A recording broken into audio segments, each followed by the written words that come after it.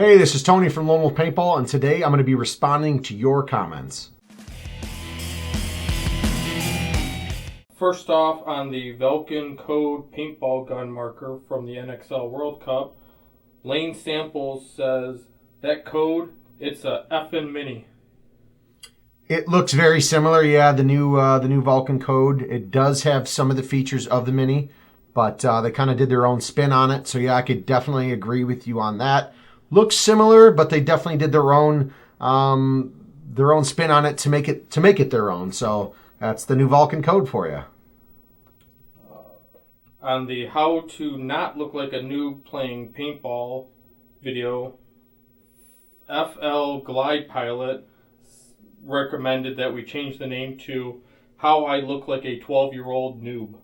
How I Look Like a 12-Year-Old Noob? Yes, I think he's commenting that our suggestions aren't really valid in any sense of the word. For being a noob? I think that video, a lot of stuff that we did in that video was a lot of like noob style stuff, you know. Calling the paintball mask a helmet. A couple other things in that video is definitely noobish, but yeah, I mean, if that's the way you want to roll, I can rename it just for you. That'd be fantastic. It was a lot of tongue-in-cheek too, people. Don't take it so seriously. Oh yeah, everyone's so serious on the internets out there. Everyone knows everything, so.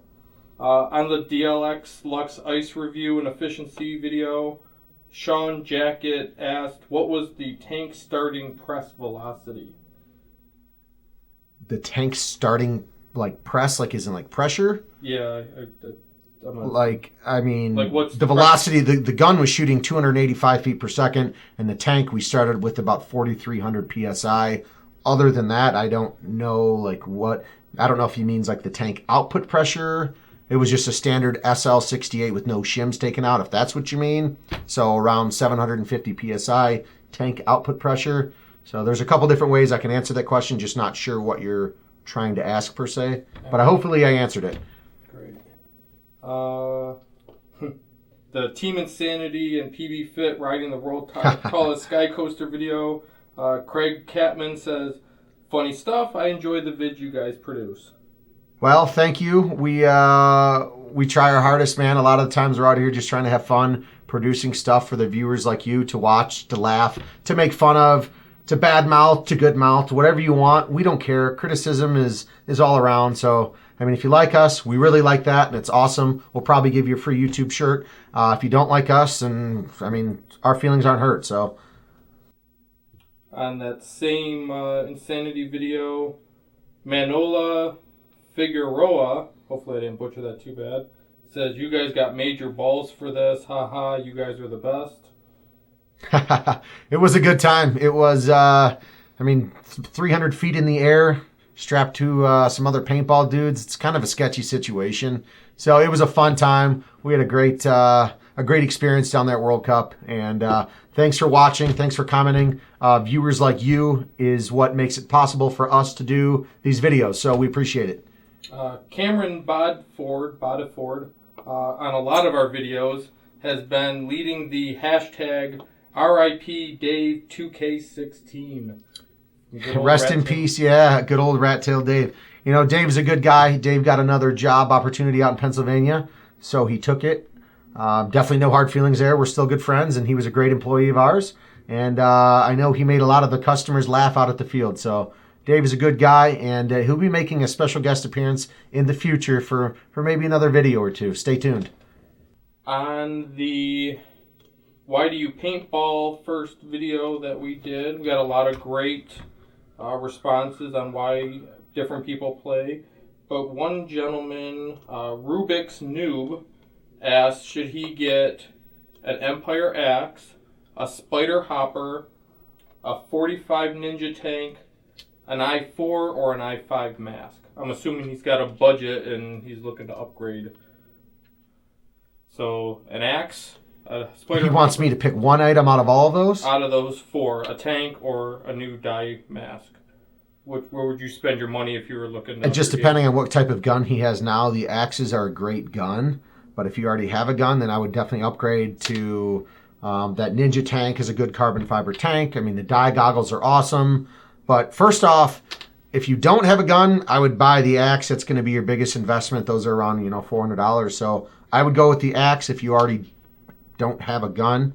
But if you do have a gun, I would probably go with the Ninja tank. I would, not shaming anybody, but I would stay clear away from the Spider hopper. There's a lot of other hoppers on the market that can be better than a Spider hopper. And would you also say that the axe will probably hold its resale value the most out of those items too? Yeah, because the goggles, you get into buying goggles. No one wants to buy someone's old sweaty used goggles. The tanks, I'd say the tank and the gun have the biggest resale value out of those items. All right.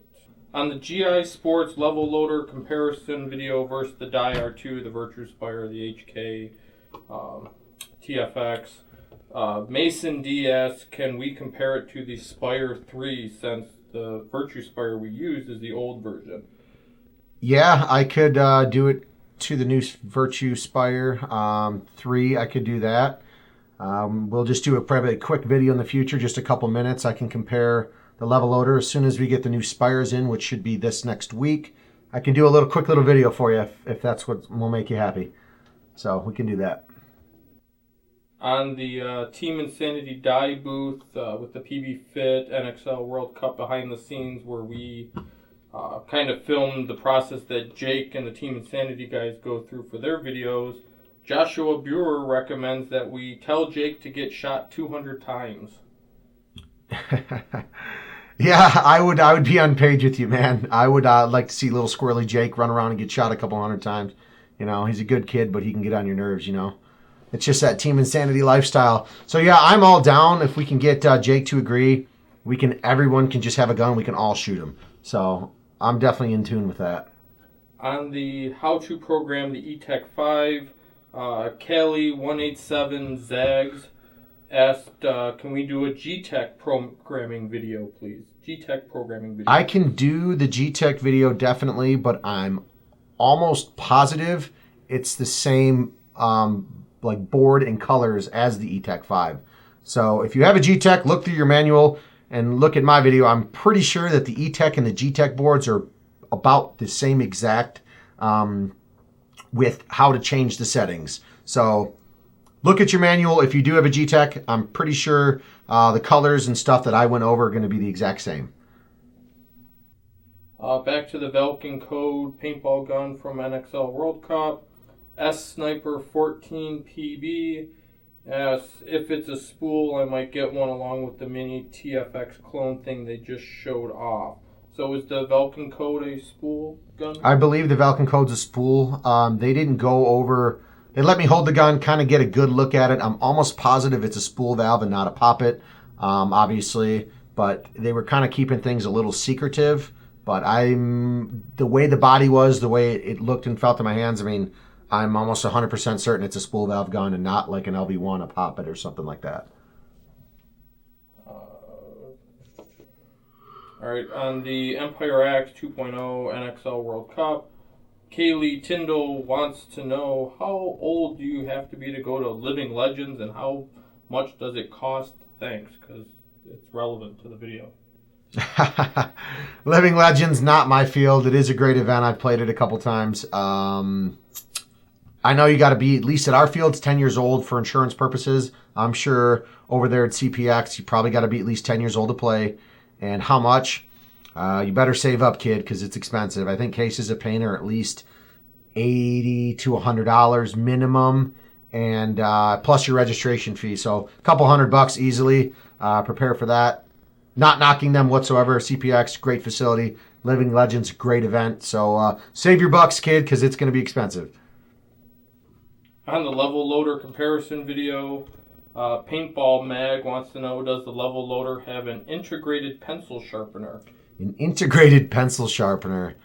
No, I don't think so. You could turn it on and stick your pencil up there and see what happens, but it's probably not going to be good.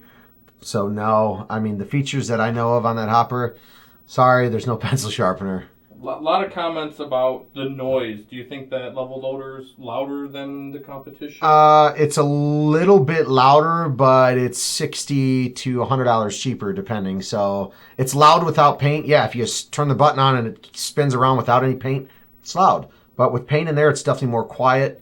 But compared to other loaders, Yeah, it's got a little bit more noise to it, but hey, you're spending a lot less money, and it comes with a speed feed. So that's my opinion. One more question about that level loader or something apparently we skipped.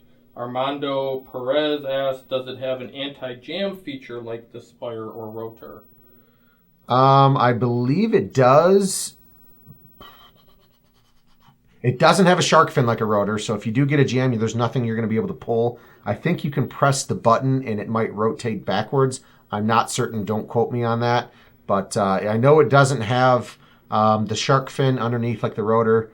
And that's something I would have to check into. I'm not 100% certain. Maybe when we do the comparison to the Spire 3, we'll touch base on that. Yeah, I can do that. I'm actually looking at the level loader specs right now.